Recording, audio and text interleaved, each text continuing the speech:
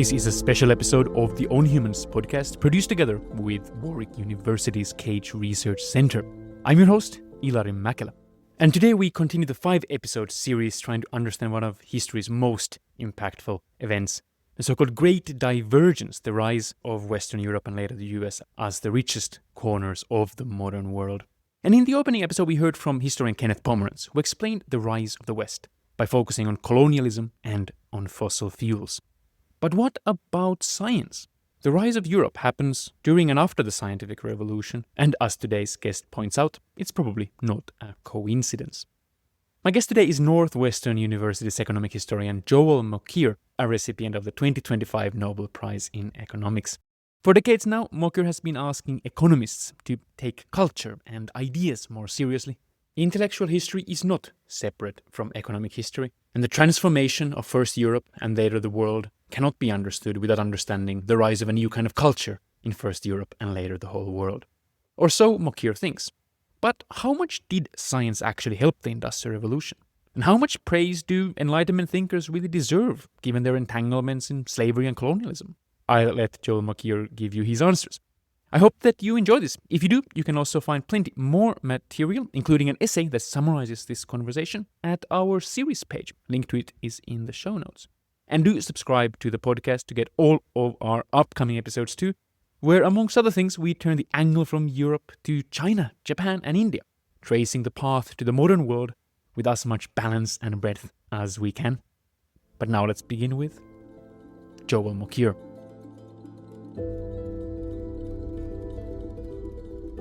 Professor Joel Mokyr, welcome to the show. It's great to have you here. Thank you, Hilary. Delighted to be here.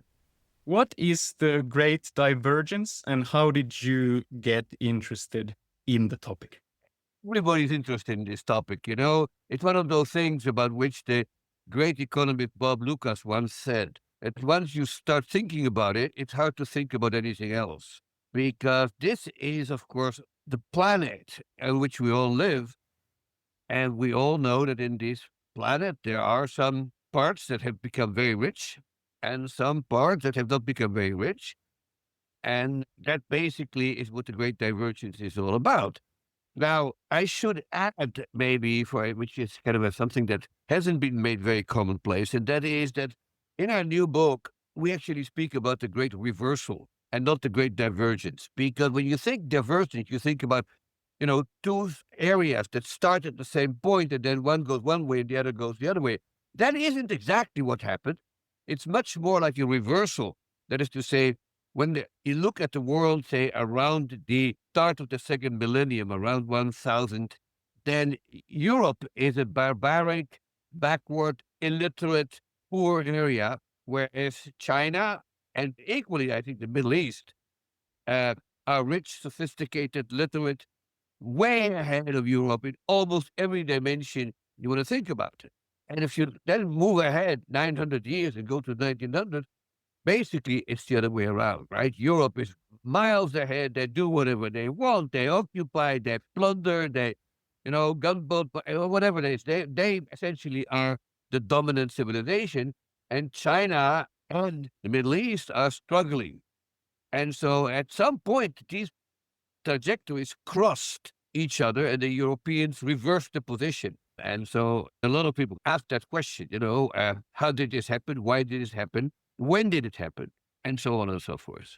Well, to look at your explanation and your work around this, I thought one interesting place to start would be an epitaph to one of your books.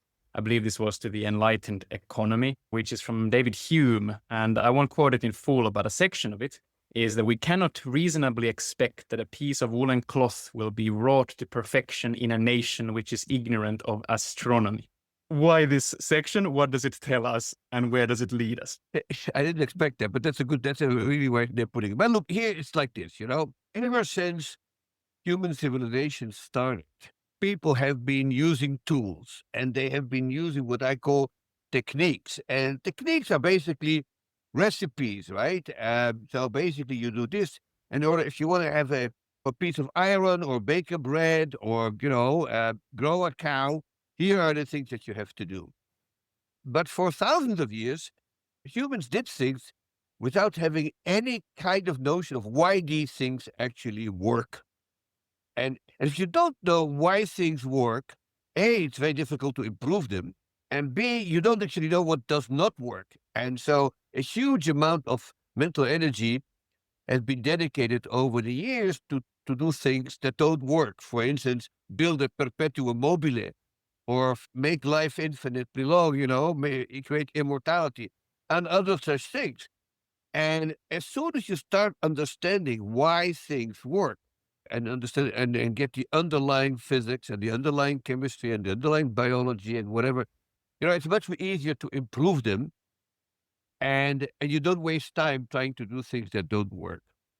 And so in that sense, I think economic development depends a great deal on the growing understanding of why things work. And maybe it is not a coincidence that the Industrial Revolution in Britain, that got everything rolling, happened after the Scientific Revolution, but also during the Scientific Revolution, because the Scientific Revolution did not end with the death of Isaac Newton in 1727, but it continued on in a variety of fields. And, the great coda is perhaps the sort of invention of modern chemistry by Antoine Lavoisier in the last years of the Ancien Regime, and the huge advances made in physics, in biology in the 19th century.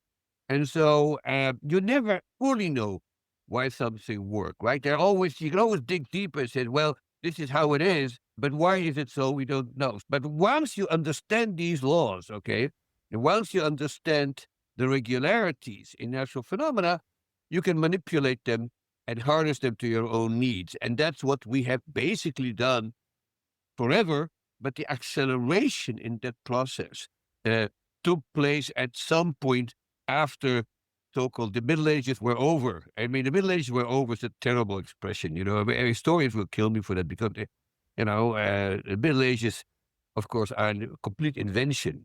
Nobody during the Middle Ages knew that they were living in the Middle Ages. But somewhere around, I'd say, the printing press in the 1450s, and then the beginning of the Great Voyages a few decades later, and you start to sort of see a process by which people are trying to study the natural environment in a much more systematic and effective way.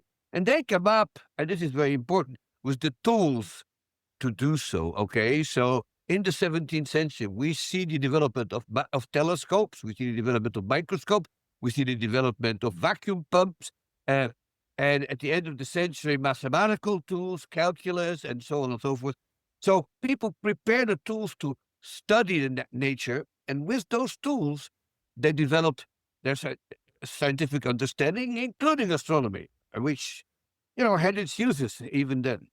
I think that there are people who, when they hear this kind of science leads to technology, technology leads to economic progress, think that if we look at the modern, let's say last 100 years, 150 years, yeah, sure, you're not going to get the modern R&D lab without some science input.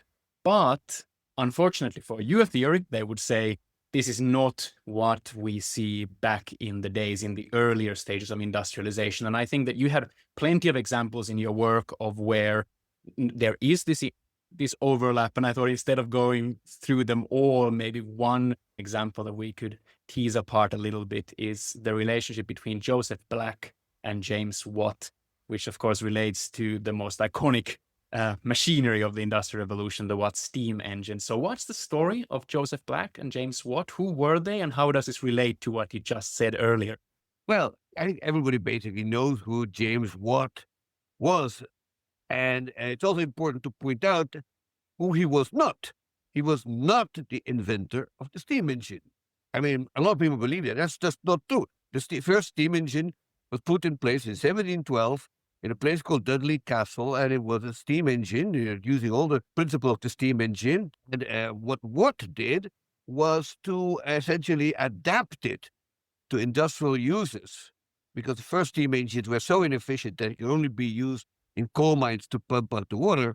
And what Watt eventually did in a variety of ways, and there were at least 4 major inventions he came up with, is to adapt it to manufacturing. And eventually, Others adapted it to transportation. They came up with railways and steamships and so on and so forth. Joseph Black was probably one of the best physicists in Europe at the time and came up with the theory of latent heat. And he was kind of a consultant to James Watt. They knew each other from Edinburgh, and they're both Scots. And there were two guys in Edinburgh. There was Joseph Black, and there was a man called John Robinson, who was his buddy.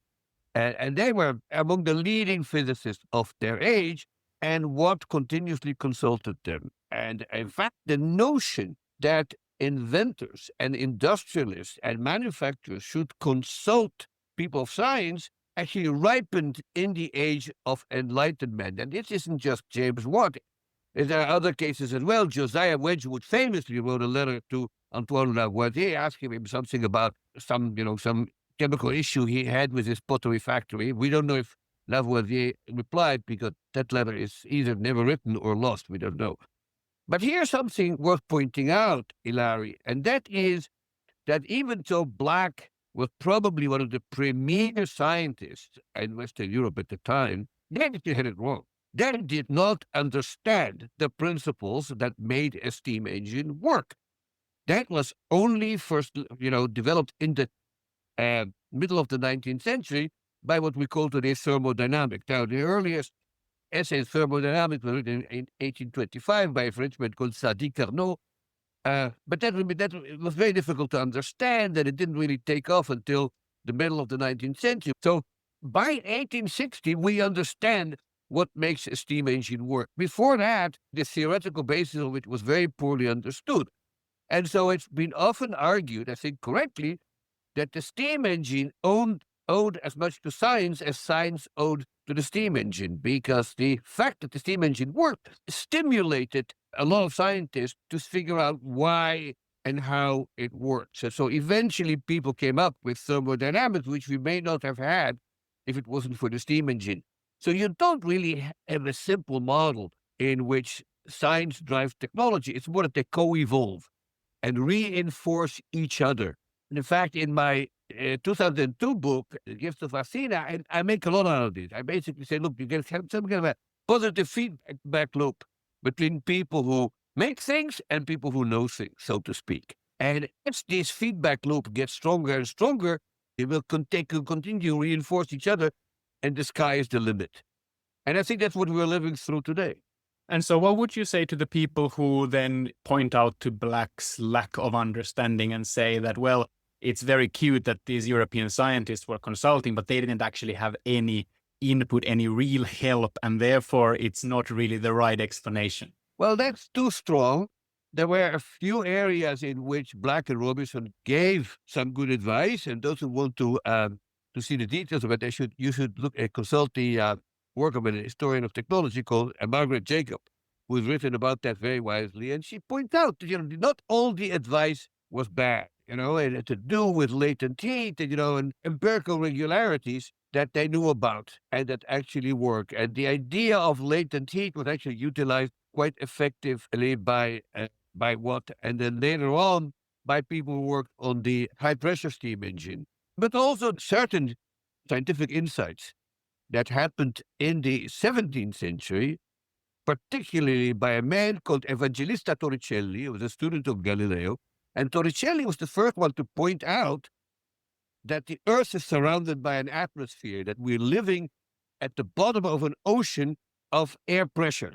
And if you don't understand that, then you'll never build a steam engine, right? Because the whole idea of a steam engine is the difference between the vacuum and the atmospheric pressure. So that was a major discovery. And then, he came up with the barometer, and then a whole bunch of other people like Blaise Pascal and so on and so forth experimented with it. And they were running up and down a mountain with this barometer showing how the air pressure went down as you went up higher and higher and so on and so forth.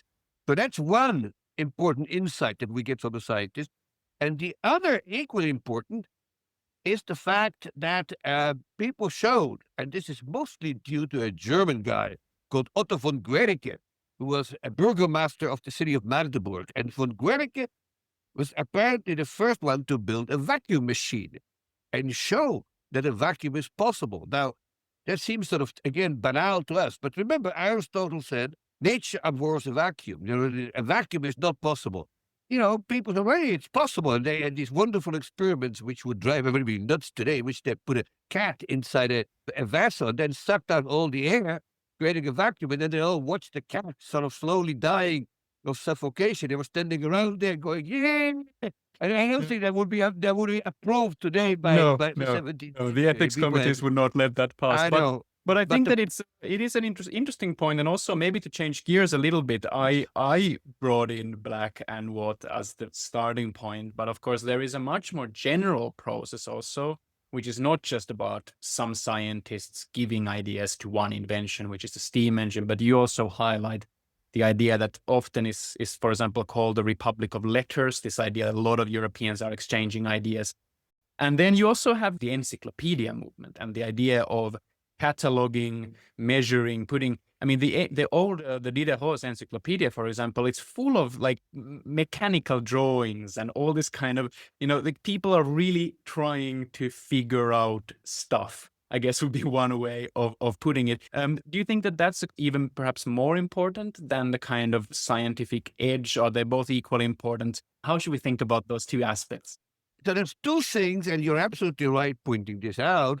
And it's a very keen insight. There's sort of two things that you need to have if you're going to harness the forces of nature to your material needs.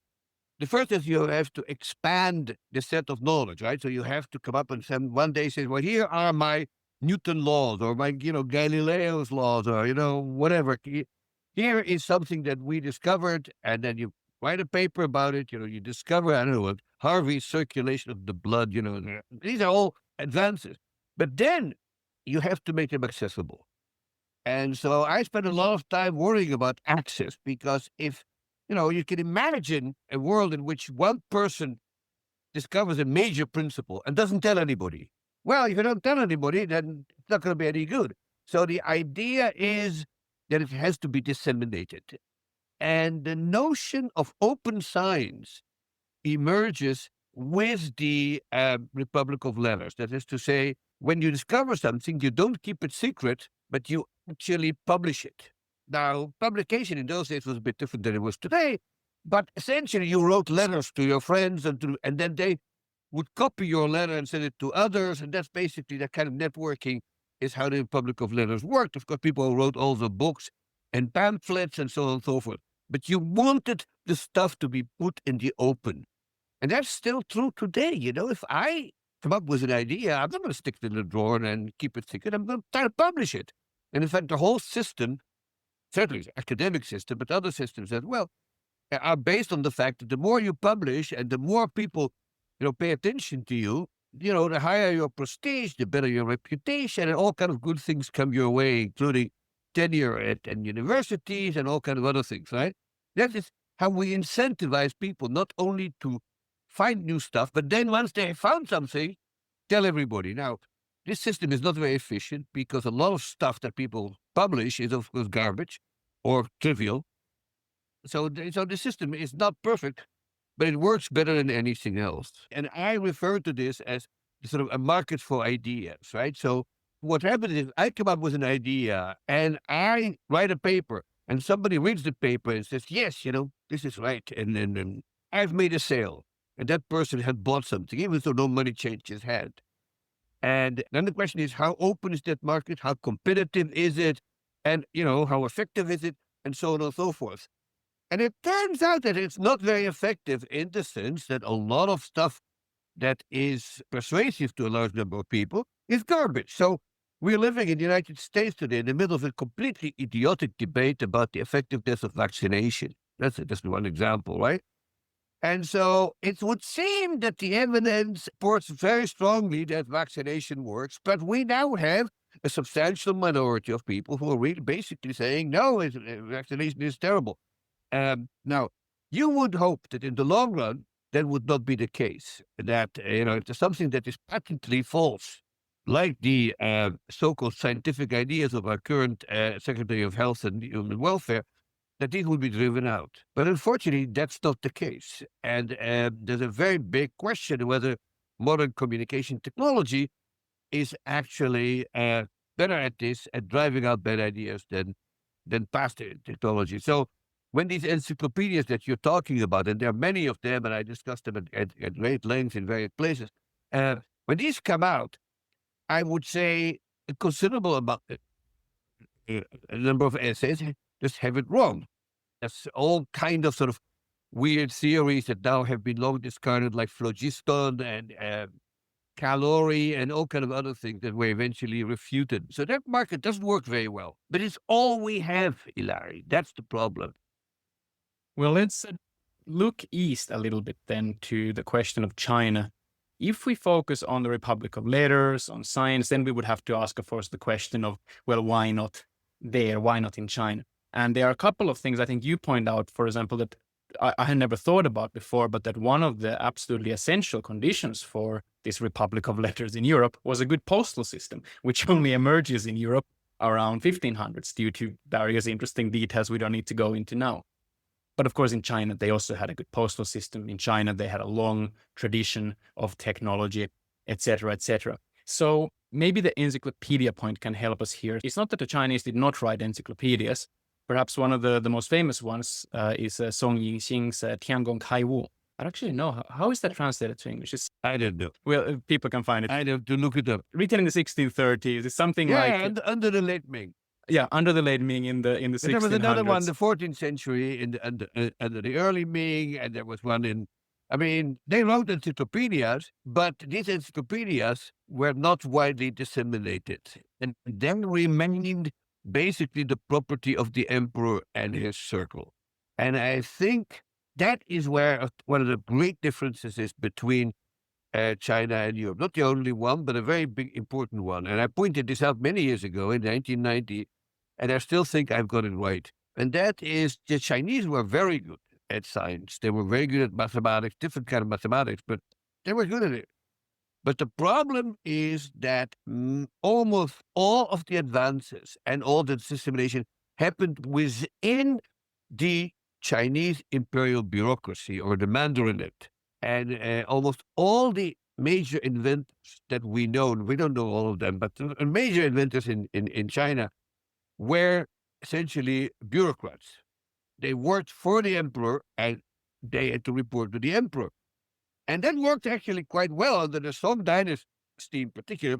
And then when you get the Yuan dynasty, where Marco Polo actually visited, so he told the Europeans all about it, this is still going on.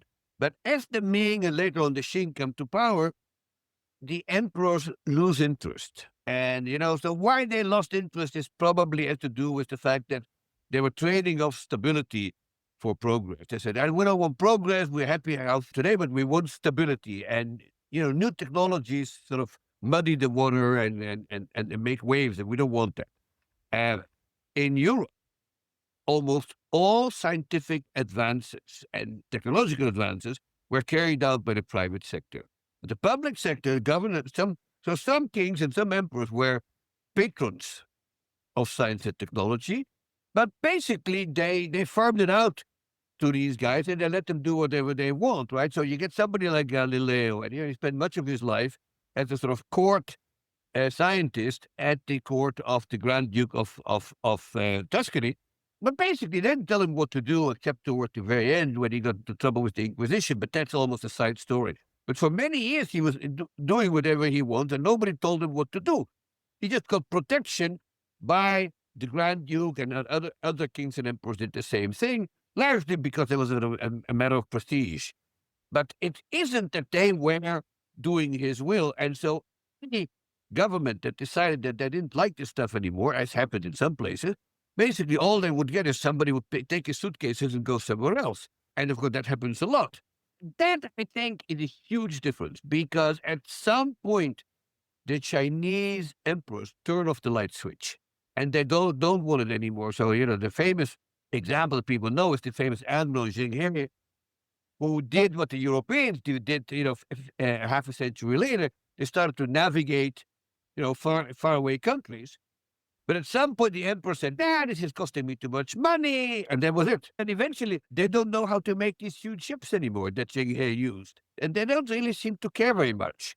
Europeans keep pushing, but it's all done by private individuals, sometimes sponsored by governments, but not more than that. And that makes a huge difference. And even today, if you think about it, in China, the role of the public sector in technological and scientific progress is much larger than in the West.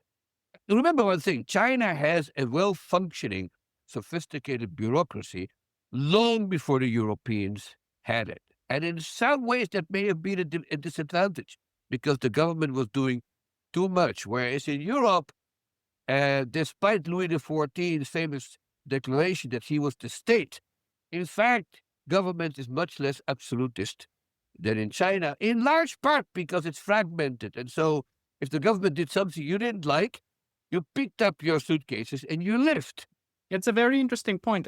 Let me give you 3 different ways of reading this general trend. So the general trend is that in China, these big encyclopedias, they weren't selling particularly well, but they can also be banned. The Zheng He's voyages can first be funded, but then banned, etc., etc.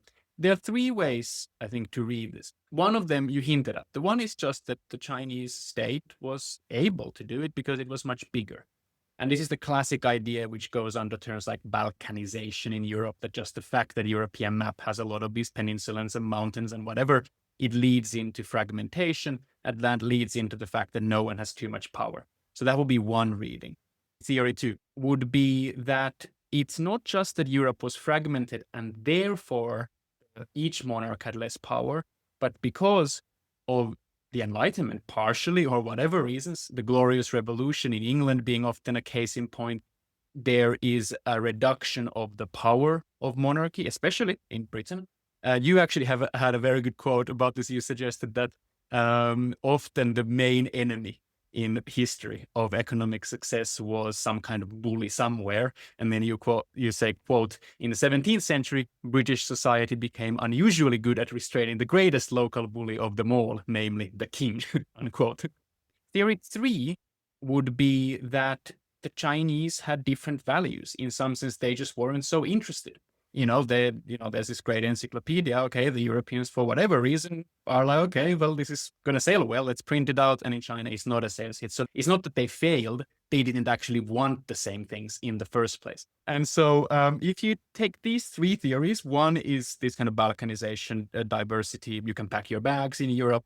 Number 2, the restraining of the power of monarchy in Europe, especially in Britain. And number 3, the Chinese might just have different values. Are they all true equally? Is one of them more important than the other? How would you rate them? In the end, I think what is driving all the other things is really values and preferences and beliefs. And that's why I called my book Cultural Growth, because these are all part of a big blob called culture. And I'll give you one, I think, fairly typical kind of difference between the two, which I made quite a lot of. And that is, how much respect do you have for the knowledge of previous generations? And when I started on this project many decades ago, one thing that I discovered is that the majority of human societies that ever were had an inordinate and probably undeserved respect for the knowledge of people who came before them. And they have some kind of inferiority complex about what they can do compared with the people who wrote the Talmud or the Quran or Confucius or Aristotle in medieval Europe, absolutely. Or Aristotle in medieval Europe. In Hebrew, we have a term called Yeridat Adorot, meaning the decline of generations, basically mean we are inferior to those who came before us. And that's, I think, the ruling culture. And it's very strong in Islamic culture, particularly after Al-Ghazali in the 13th century. So you get that everywhere. At some point, Europeans, basically the only ones ever do that, start losing that respect. And they become, shall we say, insolent, disrespectful toward the knowledge of previous generations, in part because they're discovering that a lot of the stuff is wrong. And this isn't just for Aristotle. So Aristotle was a major example, but it's Pliny and it's Ptolemy and it's all these guys, and basically say, look, we're smarter than they are. Once you have that, okay, you have a built-in concept of progress.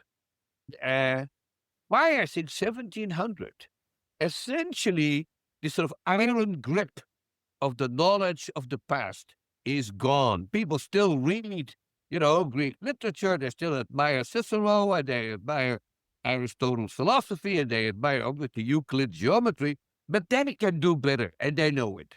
And, we have Newton, we had Galileo, we have Huygens, we have Leibniz, we can do it. And once you have that, okay, everything is different. And the Chinese really never picked that up. I mean, when they have, a reformation in their thinking, which is essentially what we call Neo-Confucianism, led by Zhu and people who are in his circle, it is not that Confucius was wrong and that everything we learned is wrong. It's more we have to interpret this more carefully. And they debate what exactly was being meant, and you get all this sort of debate about precisely what is meant and what is not meant by in the text. And the Jews were also very good at it, trying to, analyze every word in the scriptures, but not coming up with novel things. And in that sense, the culture that Europeans developed after, I would say, roughly speaking, 1450. What's driving that is a whole bunch of things. The printing press is part of the story. So are the voyages, so are the new tools. But eventually, you get this sense of, hey, we're smarter than these guys are.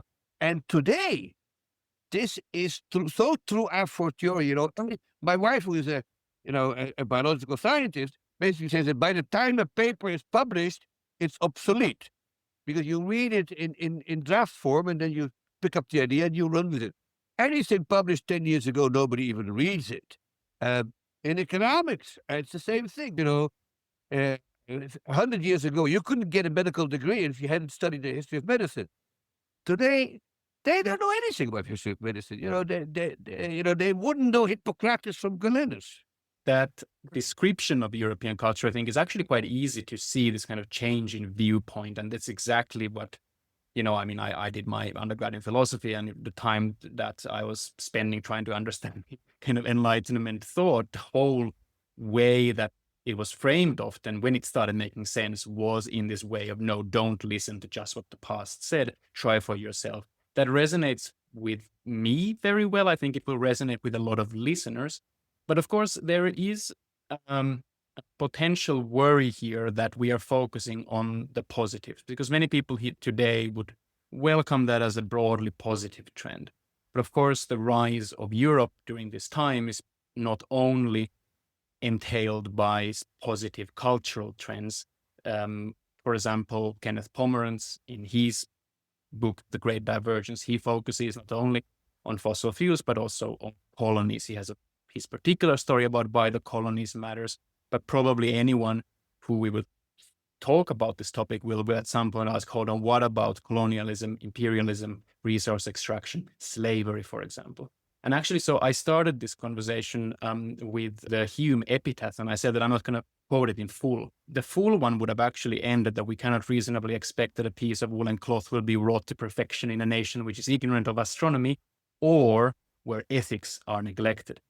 Now, the role of ethics opens up a whole controversy around the ethics of the Enlightenment. I think there's a lot of naive criticism about Enlightenment, as if nasty things in Europe would not have existed before it, and as if this would not have been the time when, for example, the abolition becomes a movement.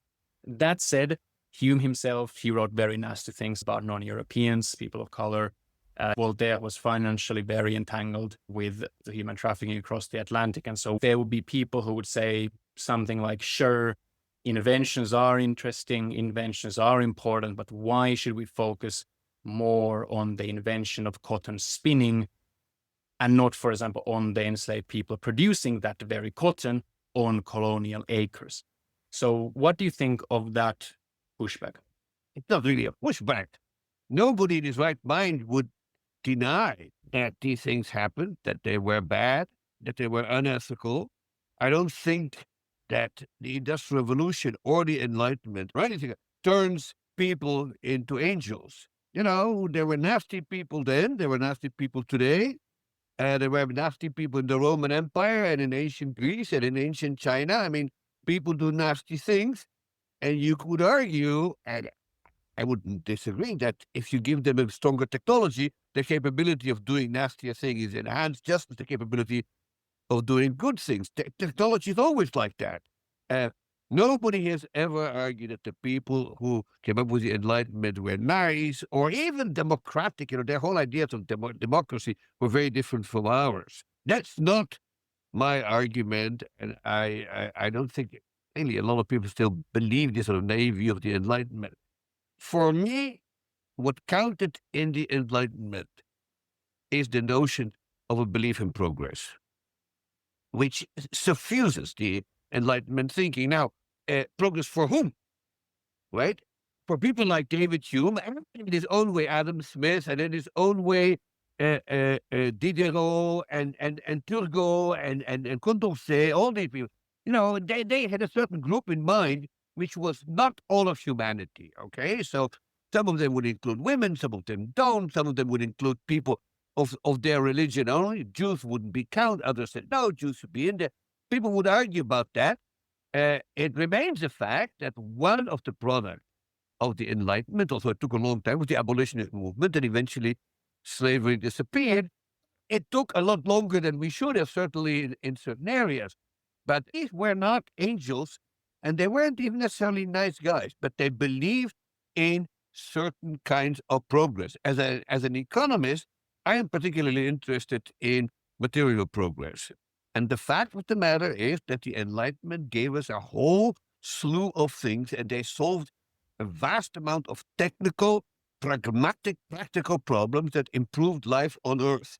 And none of the people who are writing the history of capitalism and who are bringing in imperialism and colonialism and the slave trade, none of them would want to go back to the kind of life that people had in the 18th century, where life expectancy was 35 and where infant mortality rates were 200, 250 per thousand, in which people were constantly in pain, constantly itching, scratching, covered with insects, completely powerless against almost every disease imaginable, and in many cases, under constant threat of hunger and famine if the harvest failed. Now, by the 18th century, that no longer happens in the richest countries of Europe, but as you, as a Finn, should know, in 1868, Finland, which was not yet a developed country at the time, still suffered a terrible famine. Yeah, yeah. And so, that doesn't happen anymore, at least when it comes to natural factors. Now, unfortunately, in the 21st century, what nature cannot do anymore, we do to each other, which is what you see today in Sudan, you see it in Gaza, you see it in other places. So, I mean, in some sense, given the shortcomings of our society, who are we to judge the ethical principles of people, like Montesquieu? But that's not what I'm about. What I'm about is economic growth, economic development, and the measurable, undeniable improvement in the material conditions of people. And this is well known, not only that we live longer, that we don't expect our babies to die, but we are just on the whole healthier for a much longer time. We work less, far less than we worked in the past. We enjoy things that they wouldn't have dreamed about in the past, like, retirement for another 20 years after you're done working. I mean, I'm a bad example of that, but because I'm almost 80 and I'm still working. But most people aren't like me, and they retire at 60, 65, and they have another 20 years in which they go to museums and they play golf and they do God knows what. And so that kind of quality of life is something that in the past kings and emperors and popes wouldn't have dreamed about. The quality of our food, you just measure the protein carbohydrate ratio, which is a good measure of, how well you're eating, right? I mean, in that sense, the lives have improved enormously. One of the things that strikes me when I go to Europe, it's less true in America, but is you almost see no poverty. I mean, the New Testament says the poor will always be with you. Well, they haven't been to Zurich lately. And I think what's also ironic, perhaps worth noting, is that not only material factors, but of course, if you're right, that the very idea of progress comes from this era. It is, of course, ironic that the harshest critics of that era tend to be called people who call themselves progressives. But leaving that aside, there's so much that we could go deeper into here. But let's start coming to a close. I have short questions for you before we finish. The first one is summarizing everything that we have discussed in only 1 minute. How do you explain the Great Divergence? There isn't a single explanation. But the new book that we have written, hang on for a second, let me pull off the shelf and show it to you in a shameless self-promotion. So there you have it. So this is joint. Hang on. So this is joined with two friends. One of them is a student of mine, Abner Greif, and the other is Guido Tabellini of Bocconi University. So this book is called Two Paths to Prosperity, and it's about the Great Divergence or the Great Reversal. And basically, what it argues is that in addition to the sort of standard stories that are told by people like Ken Pomeranz and a whole sort of long list of scholars about this who've been talking about, but this book takes a different approach, and it claims that one of the big differences that explain the difference between Europe and China is that in China, after 1000, large extended families, or what we call clans, become more and more important. Whereas in Europe, it's the other way around. And they have more and more focusing on nuclear families. And once you have a world of nuclear families, you have to create organizations that provide, local services. So we get guilds and we have monasteries and we have autonomous cities. And you don't see any of that in China, or very little of it. And that made a huge difference. Now, the full story of there is, 450 pages long or thereabout. So I can't summarize it in 1 minute, but the basic idea is that what we have left out is what we call, social organizations. And so that's another element to put, and we'll see how the profession sees that. But here it is. What about for people who are also working in this area? What would be like an underrated angle or a very promising, lesser thought of angle to the Great Divergence that you would like more research on personally? What I am particularly curious about, and I hope to live long enough to see it, is that whether the Chinese model of advancing what I call useful knowledge, so science and technology, whether that will continue to work in a society that's fundamentally unfree and undemocratic. So we've had one experiment like that in the 20th century, which was the Soviet Union. There we know the answer, which is that failed miserably. Does that mean that China will fail too? And the answer is, I don't know.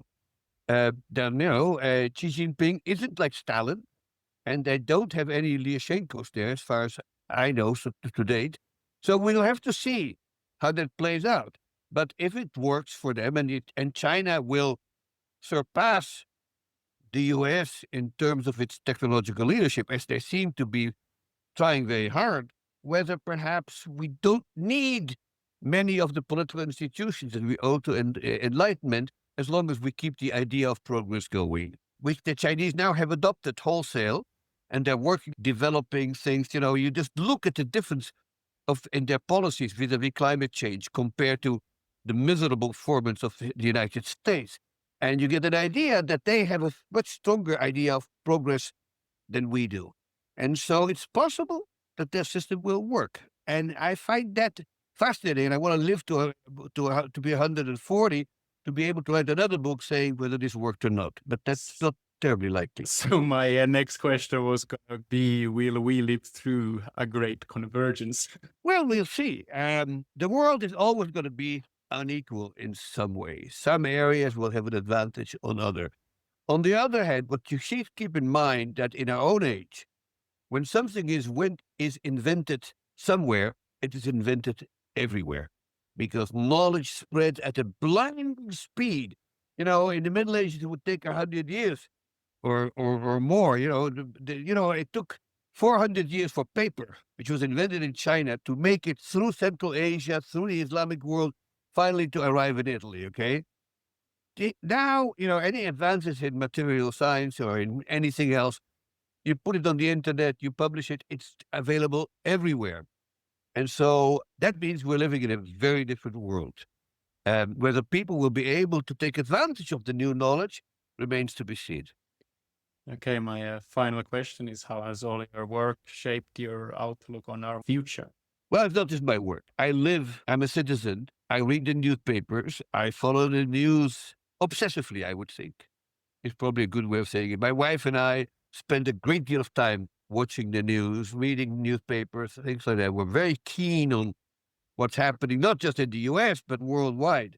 And some of the optimism that I had, say, in 1990 has subsided, given that in many of the countries where we thought there's going to be a move towards freedom and democracy and more liberal future seem to have subsided, and instead the world seems to be moving towards some kind of a benighted form of populism that we see today in the United States, but also threatening in many other countries in Europe, which I thought going to remain bastions of openness and freedom. And so my daughter wrote me an email a month ago asking me, if we want to leave the United States, what's a country that would be safe? And after some thought, I wrote back, maybe Iceland. I mean, you live in Britain, so you know the threat of, Nigel Farage and his companions. We already have these people in power, and so does Turkey, so does Slovakia. I mean, it is upon us. So my optimism isn't particularly strong as far as politics is concerned. On the other hand, I am perfectly convinced that from a purely technological point of view, progress will accelerate because it's not that we're getting smarter. We're not any brighter, but we have better tools.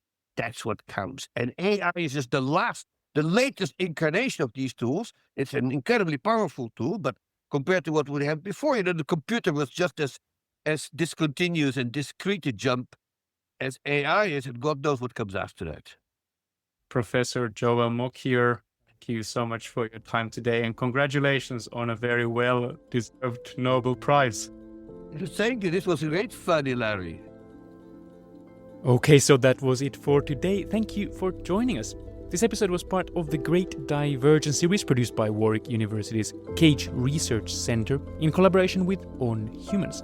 You'll find each of these episodes on both the Cage Economic History podcast and the On Humans podcast. If you enjoy this, do check out also our series page, which includes a summarized essay of this conversation with more links and a bibliography. And do subscribe to the shows to be tuned for our future episodes, including next week's one, when we hear about a theory that is often presented as the alternative, the competitor to Joel Mokyr's. A theory very much associated with our guest next week, our guest being Robert Allen. Until then, take care.